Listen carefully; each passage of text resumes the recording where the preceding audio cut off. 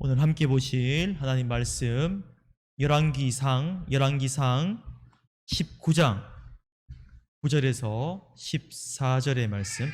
열왕기상 19장 9절에서 14절의 말씀. 구약 550쪽에 있습니다. 열왕기상 19장 9절에서 14절. 우리 한 절씩 교독하신 후에 마지막 14절은 우리 한 목소리로 합독하시겠습니다. 제가 먼저 읽겠습니다. 엘리야가 그곳 굴에 들어가 거기서 머물더니 여호와의 말씀이 그에게 임하여 이르시되 엘리야야 내가 어찌하여 여기 있느냐. 그가 대답하되 내가 만군의 하나님 여호와께 열심히 유별하오니 이는 이스라엘 자손이 주의 언약을 버리고 주의 제단을 헐며 칼로 주의 선지자들을 죽였음 오직 나만 남았거늘 그들이 내 생명을 찾아 빼앗으려 하나이다. 여호와께서 이르시되 너는 나가서 여호와 앞에서 산에 서라 하시더니 여호와께서 지나가시는데 여호와 앞에 크고 강한 바람이 산을 가르고 바위를 부수나 바람 가운데 여호와께서 계시지 아니하며 바람 후에 지진이 있으나 지진 가운데에도 여호와께서 계시지 아니하며 또 지진 후에 불이 있으나 불 가운데에도 여호와께서 계시지 아니하더니 불 후에 세미한 소리가 있는지라. 엘리야가 듣고 겉옷으로 얼굴을 가리고 나가 굴 어귀에 섬에 소리가 그에게 임하여 이르시되 엘리야야 내가 어찌하여 여기 있느냐. 그가 대답하되 내가 만군의 하나님 여호와께 열심히 유별하오니 이는 이스라엘 자손이 주의 언약을 버리고 주의 제단을 헐며 칼로 주의 선지자들을 죽였으며 오직 나만 남았거늘 그들이 내 생명을 찾아 빼앗으려 하나이다. 아멘. 할렐루야. 오늘 이 밤에도 주시는 말씀을 통해서 은혜 받는 귀한 시간 되시기를 간절히 축원합니다. 오래전에요 이런 실제 이야기가 있었다고 합니다. 어떤 아이가 학교로 가는 길이었어요. 그런데 길가에 보니까 도시락이 하나 있는 거예요. 맛있어 보입니다. 그래서 주위를 둘러보니까 아무도 없어요. 그래서 아무도 없으니까 이제 이 도시락 이거 주인이 없다고 생각하니까 자기가 들고 챙겨서 갈라 그랬어요. 그때 갑자기 어디선가요? 거기 놓아라! 이런 음성이 들리는 거예요. 놀란 아이가 그 도시락을 집어들다가 그 자리에 다시 둡니다. 그리고 한번 둘러봐요. 둘러보니까 아무도 없어요. 아무도 없는 거 확인하고 내가 잘못 들었는갑다 이렇게 생각을 해서 다시 내려놓았던 도시락을요 챙겨서 가는 거예요. 근데 몇 발짝 안 가서 그때 갑자기 또 알죠? 거기 놔둬라! 이런 큰 소리가 들리는 거예요. 어떻게 된 걸까요? 깜짝 놀라가지고 위를 보니까 전봇대를 고치고 있던 전봇대 그 수리공이요 자기를 쳐다보고 있었던 거예요. 자기 도시락이니까 가져가지 말라는 거예요. 여러분 이게 이 이야기가 우리한테 말해주는 게 뭘까요? 우리가요 하나님 앞에서 이런 존재라는 거예요. 하나님은요 지금 다 보고 계세요 위에서. 근데 우리는요 때때로 아무도 없다고 마음대로 막 죄를 지어요. 보는 사람 없는데. 사람 볼 때하고 보지 않을 때 다르다는 거죠. 근데 기억하십시오. 우리가 사람의 눈은 피할 수 있어도 하나님의 눈은요 절대로 피할 수가 없습니다. 근데 제가 여기서 말씀드리고 싶은 것은 하나님이 이런 존재, 그러니까 위에서 다 보고 계시니까 꼼짝 마라 이런 부담감만 가지라고 제가 이런 말씀을 드리는 게 아니에요. 오히려 반대로 이렇게 한번 생각해 보세요. 하나님이 우리를 언제나 보고 계세요. 언제나 우리와 함께 하세요. 그렇기 때문에 어떻다고요? 우리가 하나님이 함께 하시니까 더 당당하고 더 떳떳할 수가 있다는 거예요. 죄악을 이길 수 있는 힘이 하나님이 나와 함께 하시니까 하나님이 나를 보고 계시니까 그 힘이 생길 수 있다는 거예요.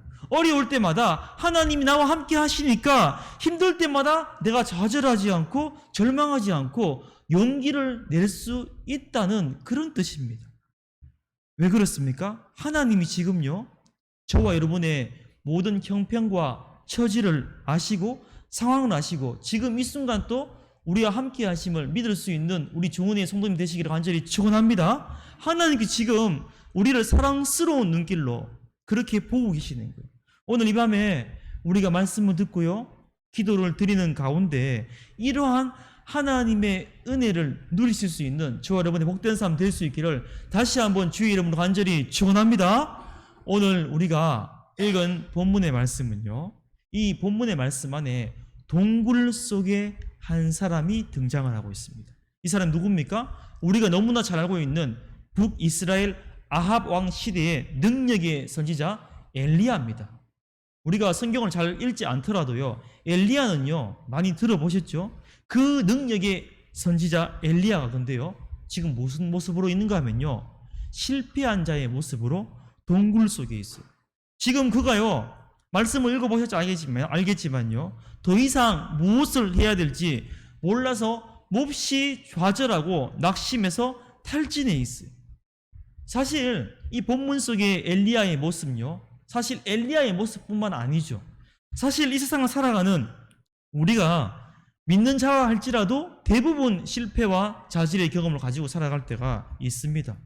뭐 예를 한번 들어보면요, 우리나라에 아직까지도 예전에 비해서 많이 없어졌다 하지만 이 대학 입시 제도가 남아있죠. 그래서 입시에 실패한 경험이 있는 학생들이 있습니다. 뭐 그뿐 아니죠. 사업을 하다가 또 직장을 얻지 못해서 고통 가운데 그렇게 실패해서 살아가는 분들이 있고요. 그뿐 아니라 뭐 그 외에도요, 여러 가지 아픔 때문에, 문제 때문에 그렇게 실패한 가운데 살아가는 분들이 있더라는 거예요. 여러분, 이 자리에 계신 우리 성도님들, 내가 진짜 한 번밖에 없는 인생 한번 잘 살아보겠다 그렇게 다짐하지만요, 우리 뜻대로 안 되는 게 인생인 것 같아요. 제가 전에도 한번 말씀드렸지만 이 자리에 계신 분들이 대부분 저보다 나이가 많은 인생의 선배님들이신데, 저도 젊지만 저도 45년 6년을 인생을 살아보니까 계속해서 느끼는 건 뭔가 하면 내가 마음먹은 대로 다 되지 않는다는 것을 계속해서 느끼고 있다는 거예요. 그래서 우리는요, 때로는요, 실패자의 모습으로 그렇게 삶의 의미를 찾지 못하고 방황할 때가 있더라는 거예요. 그 현실의 벽 앞에서 우리가 의미 없이 그렇게 하루하루를 보낸 적들이 우리 가운데 있었고, 또 그렇게 보내고 있는 분들이 이 자리에 있는지도 모르겠어요. 그렇다면 우리가 오늘 주시는 말씀 앞에 한번 집중하고 귀를 기울여 보셨으면 좋겠습니다. 오늘 제가 말씀을 준비하면서 그런 생각을 한번 해보았어요. 오늘 본문에 엘리야가 겪었던 실패, 엘리야가 겪었던 그 좌절, 거기서 우리가 하나님께서 엘리야에게, 그런 엘리야에게 주신 메시지가 하나님의 은혜가 있다면요, 우리도 오늘 이 말씀을 통해서 인생을 살아가면서 실패와 고난 가운데서 동일하게 하나님께 주시는 은혜를 저와 여러분이 누릴 수 있음을 여러분이 기억을 하시기를 바랍니다. 실패와 좌절을 통해서 엘리야를 가르치신 하나님이세요. 마찬가지로 오늘 또 이 말씀을 통해서 우리에게 말씀하시고 우리에게 가르치실 때 다시금 우리를 세우시게 하심을 여러분 잊지 마시기를 간절히 축원합니다. 그런 의미에서 우리가 이 시간 분명히 저와 여러분이 기억하기 원하는 것은요, 저를 한번 따라 하실까요? 엘리야의 실패를 통해서 엘리야가 자기 자신의 모습을 발견하기를 원하셨습니다. 아멘이십니까? 하나님께서 엘리야의 실패의 모습을 통해서 엘리야 자기 자신의 모습을 발견하기를 원하셨다는 거예요. 오늘 우리 본문 10절의 말씀, 10절입니다. 다 같이 한번 읽어보겠습니다. 시작. 그가 대답하되 내가 만군의 하나님 여호와께 열심히 유별하오니 이는 이스라엘 자손이 주의 언약을 버리고 주의 제단을 헐며 칼로 주의 선지자들을 죽였음이오며 오직 나만 남았거늘 그들이 내 생명을 찾아 빼앗으려 하나이다. 아멘. 자, 방금 읽은 말씀 잘 한번 보세요. 엘리야가 지금 하나님 앞에서 자신의 실패를요, 지금 설명하고 있어요. 외로움을 호소하고 울부짖고 있습니다. 근데 여기서 한번 생각해 볼 것은요, 엘리야가, 지금 이렇게 하고 있는 엘리야가 원래부터 그런 사람이었습니까? 아니잖아요. 제가 앞서 말씀드렸듯이 능력의 선지자, 능력의 사람이었어요. 엘리야는 어떻게 했습니까? 3년 6개월 동안 비가 오지 않도록 간절히 기도했어요. 그때 이스라엘 전체가 가뭄을 먹을 게 없었지만 그가 가는 곳에 어떻습니까? 음식이 떨어지지 않았습니다. 심지어 짐승들이 엘리야를 먹여 살렸어요. 그를 섬기던 과부의 아들이 죽었을 때 죽은 아들을 살려내었습니다. 나아가 우리가 잘 아는 사건이 있죠. 갈멜산에서 어떻게 했어요? 바알과 아세라 우상 숭배자 무려 850명과 싸워서 850대 1로 그들을 모두 전멸시켰던 정말 능력의 선지자였어요. 하나님의 종이었어요. 그런 사람이 바로 엘리야였습니다.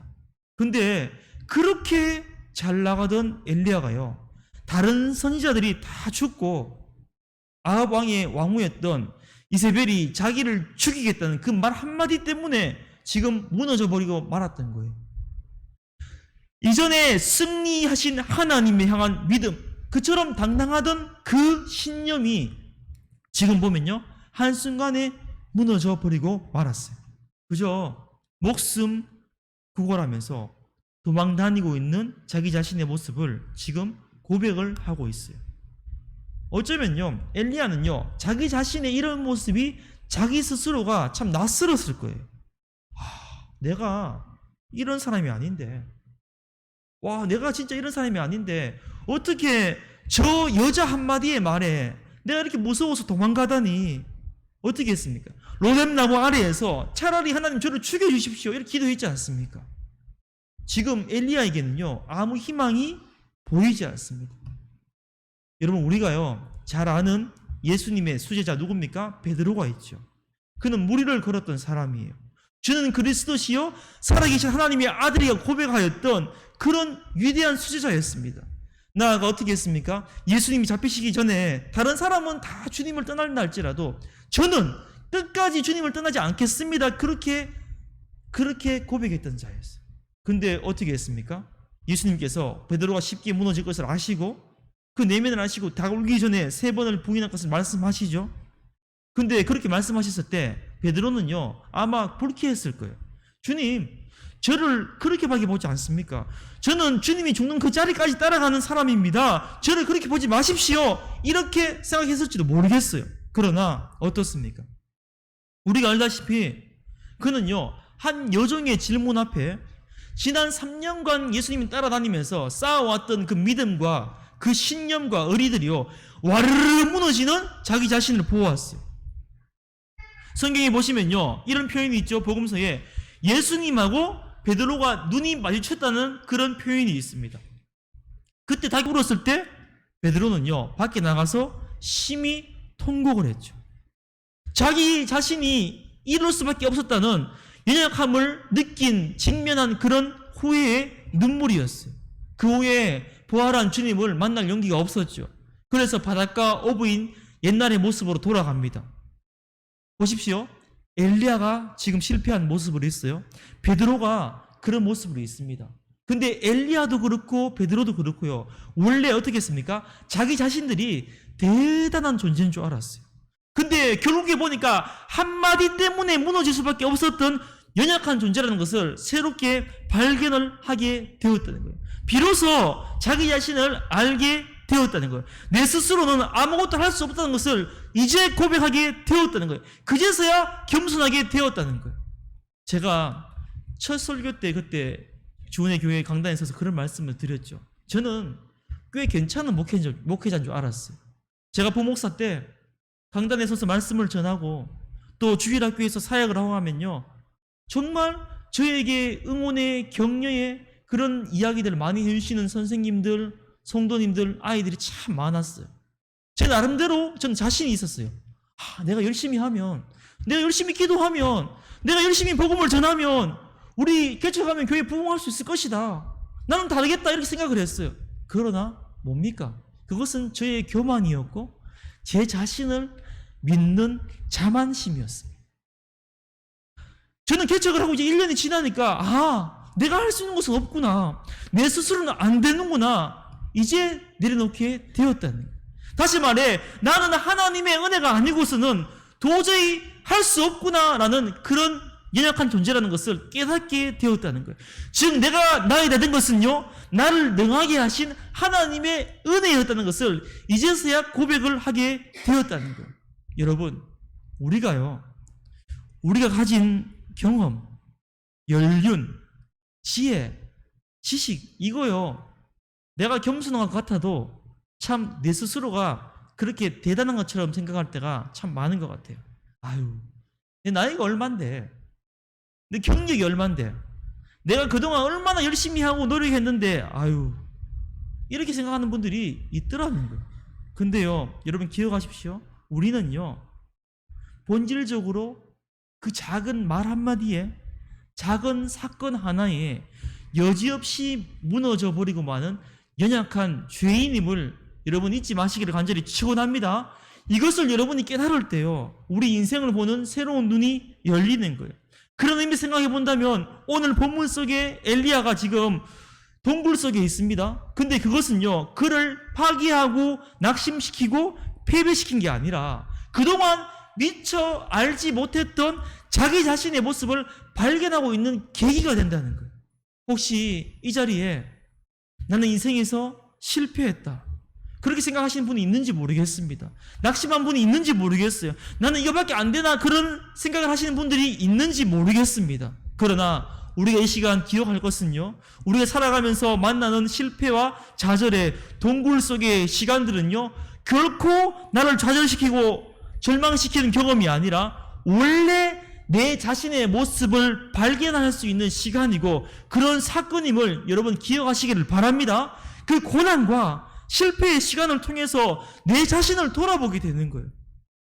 내 자신을 옳게 볼 수 있는 거예요. 온전히 볼 수 있는 거예요. 그렇게 될 때 하나님 앞에 진정으로 쓰임받게 되는 저와 여러분이 될 줄 다시 한번 간절히 축원합니다. 이제 계속해서 우리가 이 시간 분명히 기억하기 원하는 것은요, 저를 한번 따라 하실까요? 엘리야의 실패를 통해 엘리야가 하나님의 모습을 발견하길 원하셨습니다.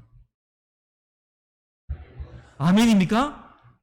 엘리야가 실패함으로써 자기 자신의 모습을 보고요, 그 다음에 어떻게 해요?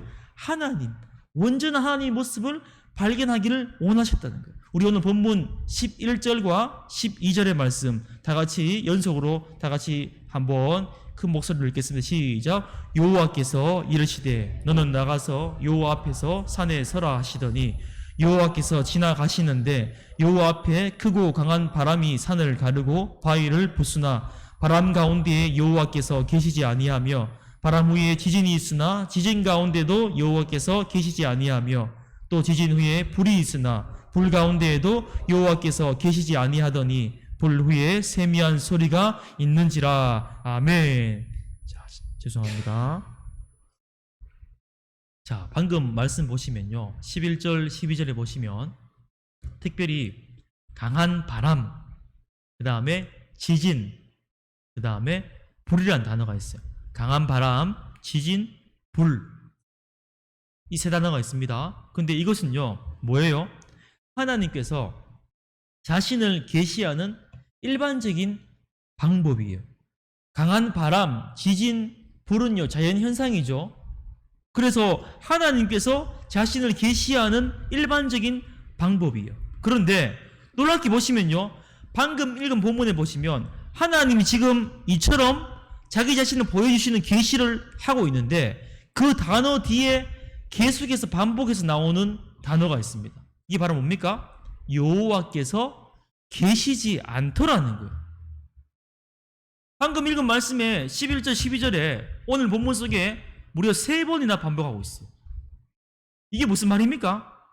어쩌면요, 엘리야는 그동안 하나님이 임재하는 방법을 잘 알고 있었어요. 하나님이 어떤 분인지 체험하고 있었어요. 승리의 하나님, 권능의 하나님, 하늘에서 불이 내려와서 당신의 백성을 괴롭히고 주님을 알지 못하는 이방 사람들을 불살라버리는 심판의 하나님, 진노의 하나님, 분노의 하나님 알고 있었다는 거예요. 그런데 보시면요, 여호와께서 계시지 아니하며 이렇게 고백하고 있어요. 지금 뭐예요? 그 하나님이 지금 나와 함께 계시지 않는다는 거예요. 이게 쉽게 말하면 뭔가 하면요, 다 죽었습니다. 하나님 이제는 정말 저 혼자밖에 안 남았습니다.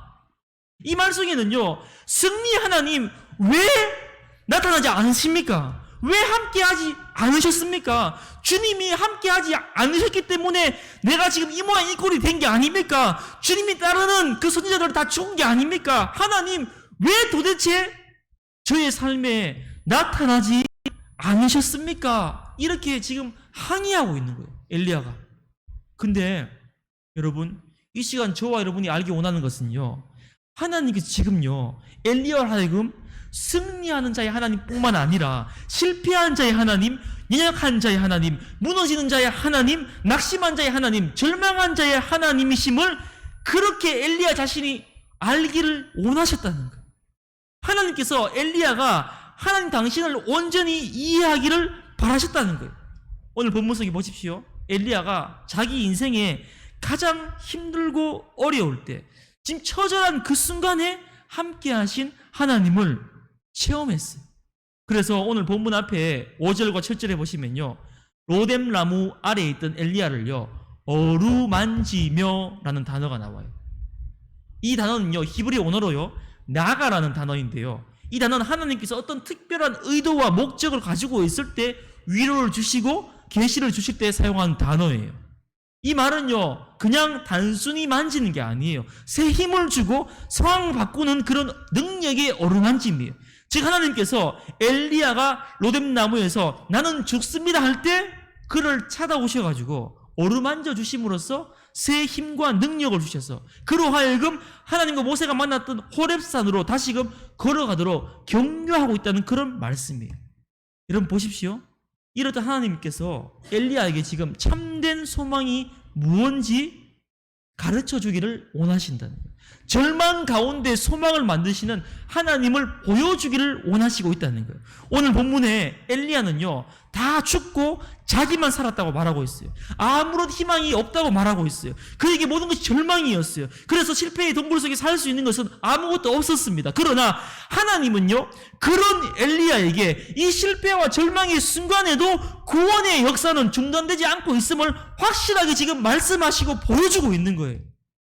여러분, 실패와 좌절이라고 말하는 엘리야에게 오늘 본문의 뒤에 보시면요 18절에 뭐라고 있습니까?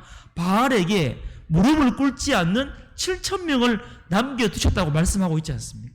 엘리야가 지금 절망하고 있는 순간에 하나님이 엘리야를 통해서 이루실 하나님의 계획과 희망을 지금 말씀해 주시고 있는 거예요. 여러분, 하나님의 계획과 희망이 무엇입니까? 이게요 엘리야에게 놀라운 변화로 나타납니다. 이전에 엘리야가 싸우고 승리하는 일에, 다투는 일에 쓰임 받았다면요 오늘 본문의 뒤에 15절 이하에 보시면요 이제 두 나라의 왕을 세우는 일을 엘리야에게 맡기시는 거예요. 그의 후계자를 세우는 일을 맡기시는 거예요. 나아가 남아있는 7,000명을 일으켜서 많은 민족에게 하나님의 언약과 약속을 가르치는 언약의 백성으로 세워가는 일을 지금 엘리야에게 다시금 맡기고 계시는 거예요. 여러분, 예수님께서요 자기 양을요 베드로에게 언제 맡기셨어요?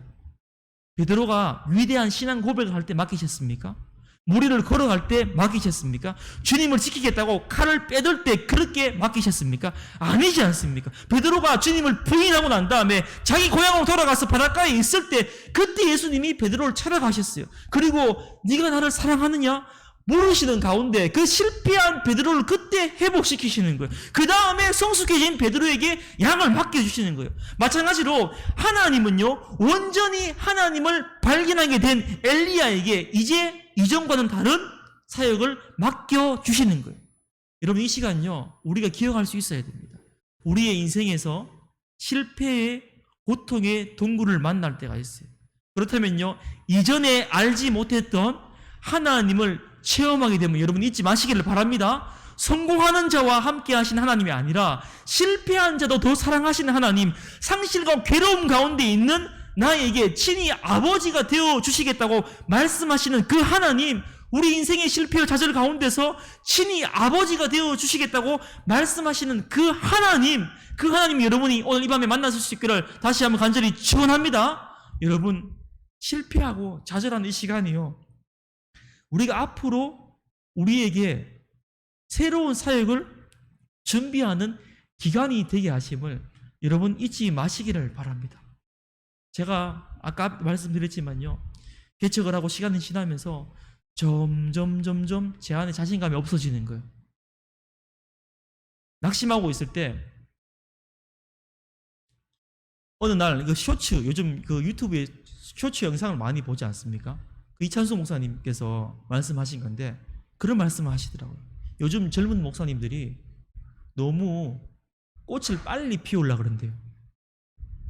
너무 급해서 그렇게 열매를 빨리 보려고 하고 꽃을 빨리 피우려고 하는데 그러지 말고 뿌리를 깊게 내리는 그런 후배 목사님들이 됐으면 좋겠다고 말씀을 하시더라고요. 뿌리가 깊게 내려지면요, 그 뿌리가 깊게 내려질 때는요 우리가 알 수 없습니다. 보이지 않거든요. 그러나 그 뿌리가 깊게 내려졌을 때 나중에 꽃이 피고 열매가 맺기 시작하면요, 뿌리가 얕은 나무보다는요 훨씬 많은 꽃과 많은 열매를 거둘 수 있음을 우리가 알고 있지 않습니까? 여러분, 우리가 이 시간 분명히 기억하시기 원하는 것은요, 하나님께서 엘리야에게 실패의 경험을 통해서 영적인 침체의 원인을 가르쳐 주기를 원하시고 있다는 거예요. 오늘 9절과 13절에 엘리야에게 하나님 이렇게 물으시죠. 엘리야야, 내가 어찌하여 여기 있느냐 했어요. 하나님의 이 질문은 뭔가 하면요, 하나님의 관심이 어디에 머물러 있는가를 보여주는 말씀이에요. 오늘 본문 마지막 절이죠. 14절 말씀 다 같이 한번 읽어보겠습니다. 시작. 그가 대답하되 내가 만군의 하나님 여호와께 열심히 유별하오니 이는 이스라엘 자손이 주의 언약을 버리고 주의 제단을 헐며 칼로 주의 선지자들을 죽였사오며 오직 나만 남았거늘 그들이 내 생명을 찾아 빼앗으려 하나이다. 아멘. 지금 보십시오. 엘리야가요, 하나님 질문했는데 전혀 다른 동문서답을 하고 있어요.